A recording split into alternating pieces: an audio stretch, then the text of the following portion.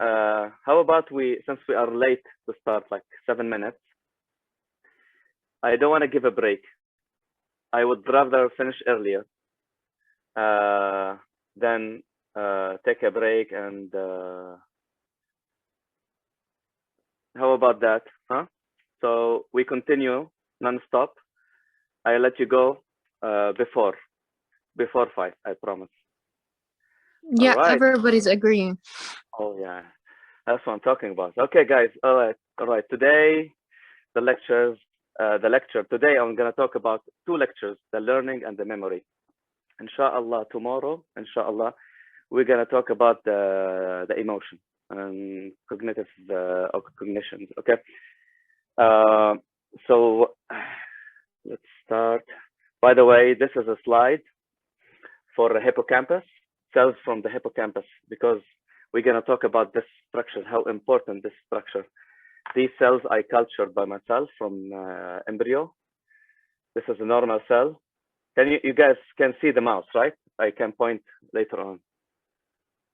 I hope so. So Yeah, we yeah. could see the cursor. Okay. So yeah, these cells from hippocampus, and you will appreciate the importance of your hippocampus, especially as a student when you're gonna study. So let's get started. We'll go through the objectives very quick. I mean, I'm gonna talk about I don't think the chat screen, I keep asking questions. The chat screen, you guys don't see it. I just open it just in case if somebody asks a question, right? So the chat screen is not overlapping my slide, correct? Yes, it's not. Okay. I will use the laser point. Tikram. Where is the laser? Which color do you want? I'm a blue person. Okay. But still not working. The laser. Color blue. Huh. But there's no laser. We cannot see. Yeah, I cannot see it too. Huh. Pointer, laser. Oh, here we go. Guys are teaching me a lot. Okay, very good. I feel old. So let's go back to the outline, the objectives. We're gonna talk about the short term, the long term memory, differentiate between them.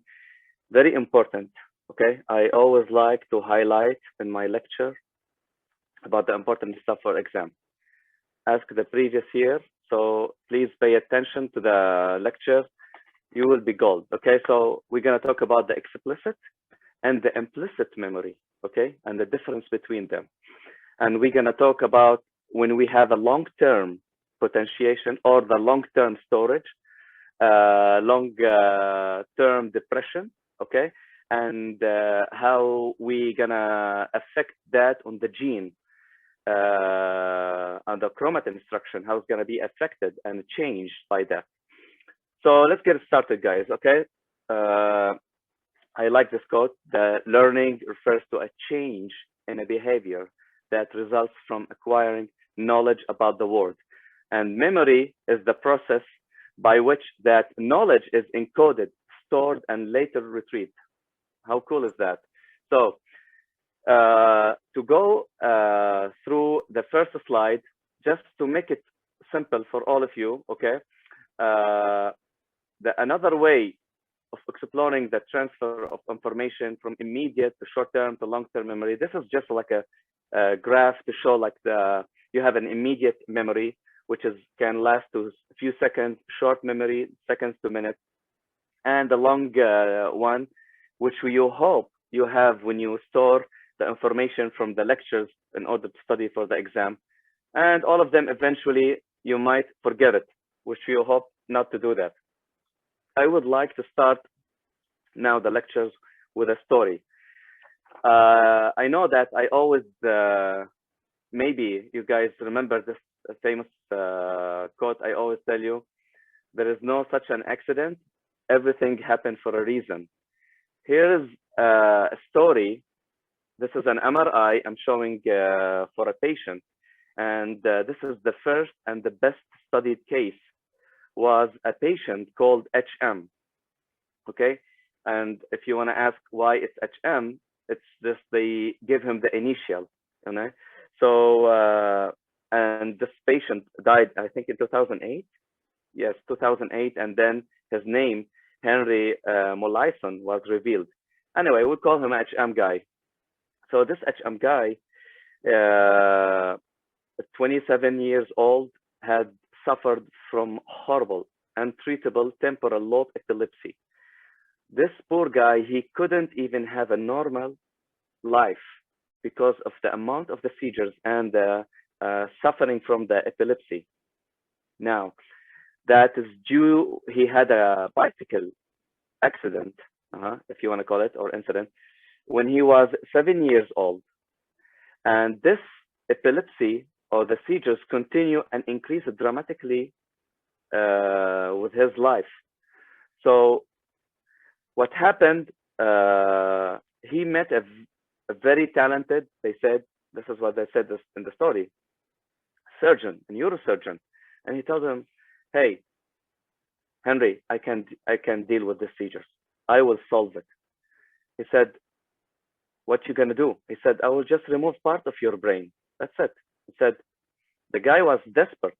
He was looking for a just decent, normal life. And the guy, the HM or the Henry patient, he agreed eventually about to perform the surgery. The surgeon, or Dr. Scoville, they call him, he removed the hippocampal formation, the amygdala, and parts of the multimodal association area of the temporal cortex bilaterally, as you can see in the MRI. Now, after the surgery, this patient, or HM patient, or Henley, whatever you're gonna call it, seizures was way much better controlled. But he was left with a dramatic deficit memory, or we can call it amnesia. Dramatic memory deficit because of this part, particular in the MRI, has been removed. Okay, so this is, like I said, the best and the first studied case actually to show what's going on and the importance of this part they have been, and we're going to talk about it. What is remarkable about this case, he still has a normal, remember that, and pay attention to this, normal working memory, but for seconds and minutes, indicating that this medial temporal lobe is not necessarily for that, necessarily for the transit memory. He also had a long-term memory for events like before the surgery. He still can remember what happened when he was a kid. He still remember, of course, his parents. He still remember his all stuff he had before the surgery. Okay, not after the surgery. So he had a long-term memory, but he cannot build up or store something, a new memory, if you want to call it. So, for example, let's give you a very simple example. His psychologist, Dr. Brenda, or Dr. Milner, they call her, she had to visit him for several years, every single month or every single day per week, let's say, and she has to introduce herself. Hey, I'm Dr. Milner, I'm your doctor, I'm your physician, this blah, blah, blah, everything. For a few seconds or few minutes, if he get distracted, he will just forget her. Who are you? And then she will start over again to introduce herself every single day. When she walk into his room, to the clinic, she has to introduce herself. That's insane. I think there was a movie actually for Adam Sandler, probably, kind of the same story. But yeah, I think it's the same story. But that's crazy. She has to introduce herself every single day and start over again. Hey, I'm your physician, and go all over that. His IQ was not affected, by the way. Maintained.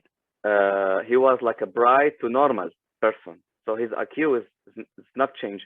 and he retained the command of the language, including the vocabulary, and indicating that semantic memory, which was going to go talk about it, preserved.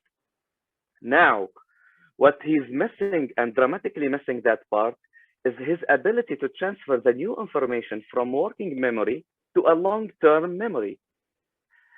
And he was unable to retain the time or the period of the information about the people or places or objects at the same time. So you give him a phone number, he will probably remember it for a few seconds, less than a minute, and then he will just forget it. Or he will not even remember that he was learning that task. Anyhow, so we don't want to make so much drama about this story.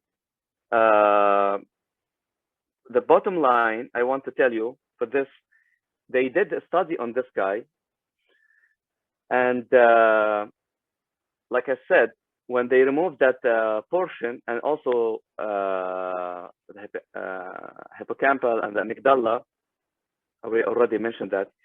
What is remarkable in the HM patient, okay, is when they give him a task, okay, when they give him a task like the one I'm showing in the slide, he can learn to draw outline of a star, okay, he can do it, the star, okay, and in his hand, okay, in a mirror. So for example, the number of errors here in each attempt, in the beginning, look at this, a lot of errors, attempts each day. Eventually, there was like a 0 error on the 3rd day. But if you ask him about that task, did you draw the star? He said, no, I didn't. And he doesn't remember that he has done that. So what does that suggest? He can do this task. Amazing. So if something is in his background, something is in memory, then stored how to do the task, which is unconscious. He's not aware about it. But at the same time, he doesn't remember that he was trained to learn how to draw the outline for the task. Another task, they did it to him too. They called the free recall. So they show him these absent, income, discuss, cheese, element, whatever. And he did very bad on that part. So as you can see, I have to remove the chat. I'm sorry, I have to remove the chat because it's on the screen. It's because the pointer.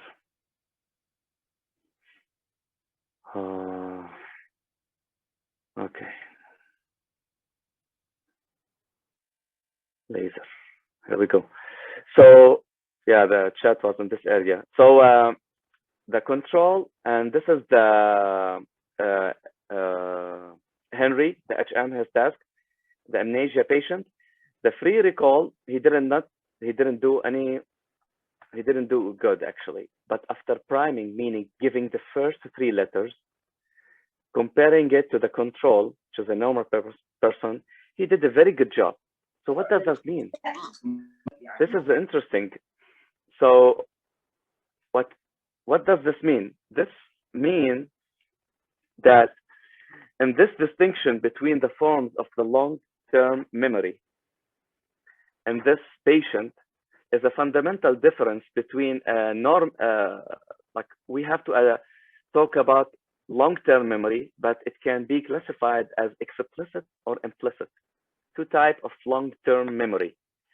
And we don't want to talk too much history, but 2 famous psychologists that examined that, and they found out 2 types of the long-term memory that different from each other. It depends on the awareness, being conscious or not conscious to decide for that. What does that mean? Here's the things.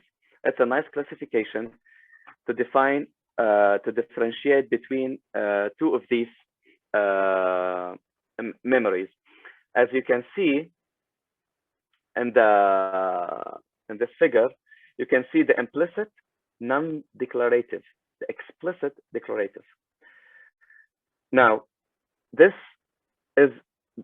one you have to be aware of it. You need a conscious. This one is the opposite. Okay? And this can be divided into facts, events. For example, nobody will forget that 2020 was the corona year. For example, 2020. Okay? Here, we're going to talk about two different things. Mainly two, the associative and the non-associative learning. And this one could be classical or apparent, and this one habituation or sensitization. For these two guys, the procedural for the skills and the habits through the striatum. This is the amygdala, this is the cerebellum, this is the reflex pathway. So guys, please appreciate those, like the priming through the neocortex.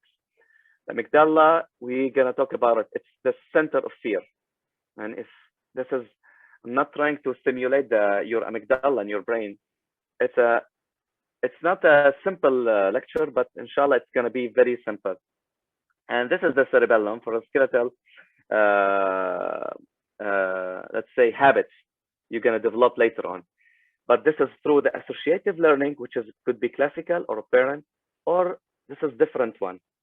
And this one, the part was removed in Henry, the media temporal loop, and that's why he is not aware of the task has been done, but he's been learned to do the task, especially for the star, for example, because it's in his brain, but in his background, you want to say, if you want to call it.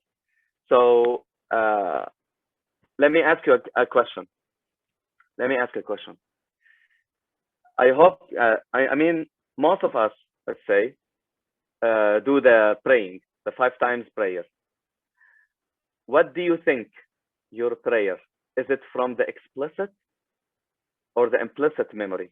You know how to do, you know how to do the praying. Let's see the chat. Implicit, Walid, Hisham, Omar, implicit, mashallah. Okay. I have to change the pointer, I'm sorry. So I can read. Implicit, everybody say implicit. Sarah, the only one, said explicit. Sumaya, so the majority implicit. Who said both? Aya said both. Okay. Hisham, don't give me explanation. Just say implicit or explicit. I will say. Sayyida Aliya, I'm sorry, my Arabic a little bit also not very great as the English maybe. Explicit, Ziyad. Both. Abdullah, say both. طيب. Implicit. Are we guys done? So let's say, sorry. So let's say lean, both. We'll go with lean. Okay? Why it's both? I would say it's both. I will agree with lean, and I forgot who said both also before. Somebody said both, but it's just the chat is too long. So it's both. Let me explain why. You are, if you are praying, for example, and thinking what you're gonna eat, is it from McDonald's or Burger King or chicken fillet, whatever? You're thinking about food. You're not thinking about your prayer. So your body will do probably the praying in an implicit way, because you have it in your background. You do it 5 times a day. You know how to do it, right? But at the same time, if you do it with khushu', let's say, okay, and you know what you're reading, and you know exactly the meaning of what you read, Quran, for example, or sujood, or tasbih, or you make dua, for example, that means it's what? Implicit also? You need to be aware. You need a conscious for that. So that means it's what? Explicit. So you guys understand now the concept between both of them? Do you guys understand, or should I repeat it again? I will be happy to repeat it again. Yes, clear? Doctor, repeat. Bushra, Hadar. Okay. just one more time, okay, for Bushra and for whoever is not clear for it. So you are doing your prayer, okay? This is really hard. Even if you, it's not like, if you want to think about it, you are doing a task every day, like a praying, okay? So you have it in your background, ruku', sujood, up and down, you know, the basic stuff, you know it. This is in your background, but at the same time, you are thinking what you're gonna do for the exam. Oh, I'm meeting my friend in the evening. Oh, let's go on for this restaurant. We're gonna have a, you know, gathering. You're just distracted away from your praying, but your body is still doing it, right? Because it's, you are unconscious what you are reading or what you're maybe fully doing it. This is your implicit memory is working in this place, because you already, it's kind of a habit and a routine. You do it every single day. Let me ask you, for example, when you wake up and you do exactly the same thing, imagine there's no corona and we go before corona, and we wish everyone we go before the time before corona. Some task and routine, you do it every day. If you guys drive, for example, you will take most likely the same route every day if you have it, the only one.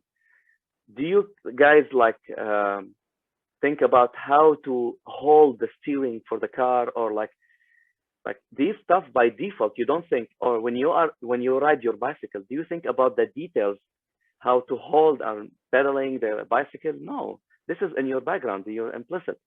Your skills already stored it, okay? So, but if you are praying now, let's go back to that example. And because this can be one of the few examples can I mention for the explicit and implicit together. But if you are praying and you know what you are reading, or you're reciting, okay, and you believe in it, and you know, your heart and your brain, all of it, so you are bringing it together, right? Both of them. So you're not thinking in details how to apply sujood, for example, because you know it in your background, but at the same time, you're aware what to say and asking Allah, for example, I want to get an A+ in the neuro, for example. Okay, so you're aware of it. It's not like you're unconscious. Okay, so yes, Sana. Yes, Sana. So this is what I said: declarative or non-declarative, being conscious or unconscious. Okay, so far so good, guys. Should we move on? I'm giving too much examples. Okay, but I want you to absolutely 100% clear. I don't mind to explain 1, 2, 3 times. You guys are staying after 5 probably. No, I'm just joking. We're gonna finish inshallah very soon before. Okay, let's move ahead. Let me give you another task to see. Please don't open the presentation from the model, so you know the answer. Let's be fair. Which task you would think the one with the light, or the one, which one of the task is the implicit or the explicit? The one with the light, or the one, I hope I will not do a click. So you have 2 maze, okay? 2 maze. This is an experimental, let's say, experimental for rats. They place them. So which one would you think is the implicit or the explicit for learning? So the one with the light, is it implicit or explicit? How about make it, because there's a light, and on the left it has a lot of cheese in every single pathway. The rat is lucky, he will find the cheese in every single pathway. What do you think, guys?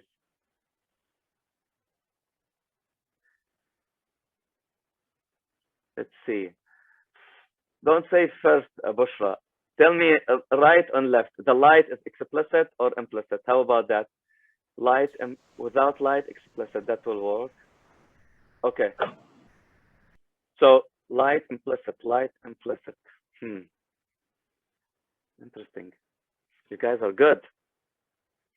light is implicit. Light implicit. Bushra, Ghadir, light explicit. Sahla, Ghadir.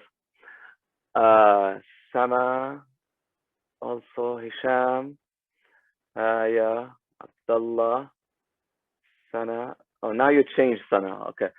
Because with the light, the mouse had to think and look around. So Mariam, what is your answer? You said because with the light, the mouse had to think and look around.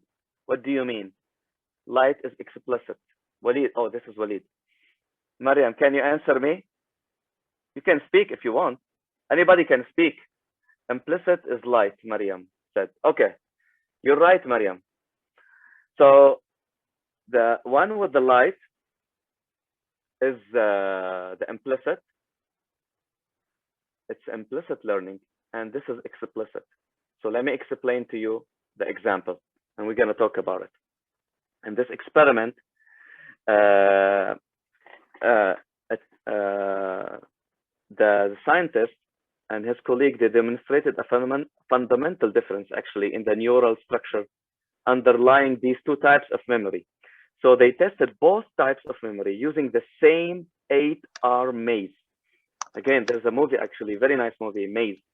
Actually, they have 3 parts now. So where they put the kids and they have to find the survival pathway outside the maze. Anyway, I'm not I'm a big fan of the movies, but I had to mention it.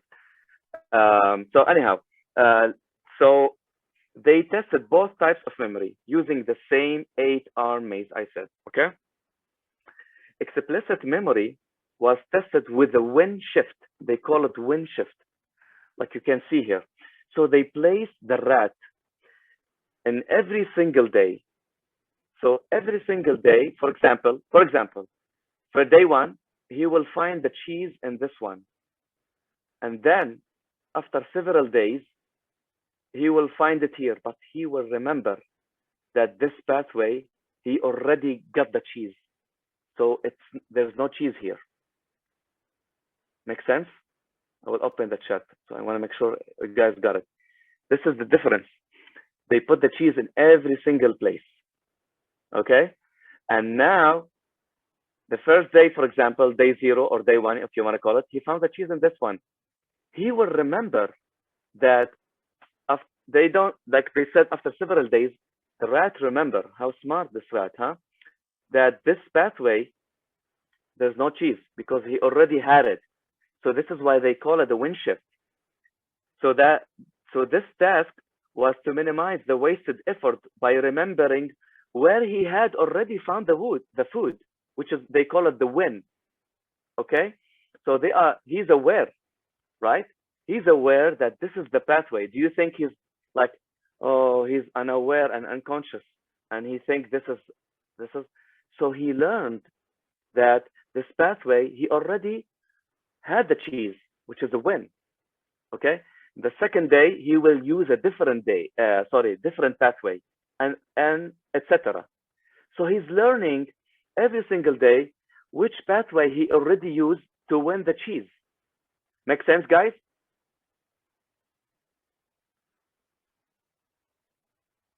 Make sense? Any questions about the explicit?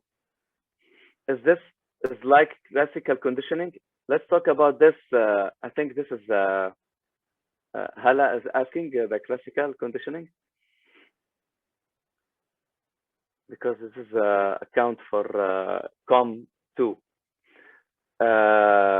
Okay, so it's clear.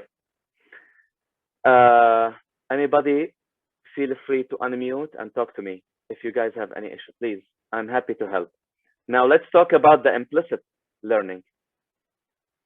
If this is clear in A. The implicit learning, wherever there's a light, the guy will go there. Our rat will go there. Okay? Simply because it's associated, okay, with a light. Make sense? They call it the win-stay strategy. It's the same maze, and they used an example. This strategy, the Wednesday, it's as example for the implicit memory. The animal needs to learn to visit the only 4 lighted pathway. So he learned that wherever you can find the light, you find the cheese. He never went through these. You can see it. He never went through these pathway because it's associated with the light. Later on, I will ask you the question: is this classical conditioning? Is this associated or non-associated? What do you think? Just by the English, guys. What do you think? Is this associated or non-associated learning? Now we know the implicit learning.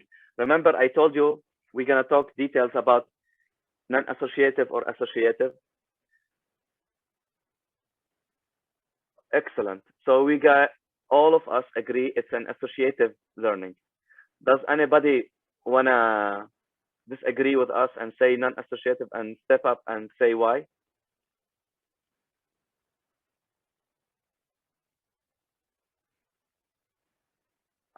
You guys write so fast, mashallah. I'm trying to catch up. But so we agree. Anybody? All of you guys agree about associated. Let's agree about this, right? Oh, Sana, she saying it in indirect way. Why it's associated? Okay, Sana. The answer for that, you are associating the light with the win, which is the cheese. Is it simple now? Wherever there's light, he will track the light, he will find the cheese. So he learned whenever he will track the light, it's associated with the win, which is the cheese. I thought it's explicit because the mouse does have to think that where search, it's just like in his background, he's learning in his background. He will go, if he's aware, Aya, he should go to this one because he never visited this one. Make sense, Aya, for your question? But the light one was once explicit before. I don't understand, Ziad. But we will talk about the associative. Maybe it will be more clear. Okay? Don't stress about it. Oh, Sana, you're asking too much details.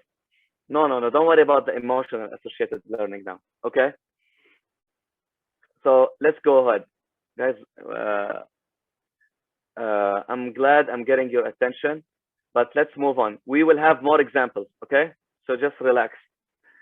We are associating the light with the cheese, with the win, right? It's the Wednesday, like I said. So because over the 2 weeks of the training the animals, they learn to revisit only the arms they had the light. So this is the Wednesday task. In contrast to the wind shift, it's like there is a place where you can find the cheese. Next day or after 2 days, he will learn, oh, I visited this place, so there's no cheese here. So he's aware. Here in his background, he will always go where is the light. It's just like when you do the things without thinking. It's just like a habit, if you want to call it. Anyhow, let's go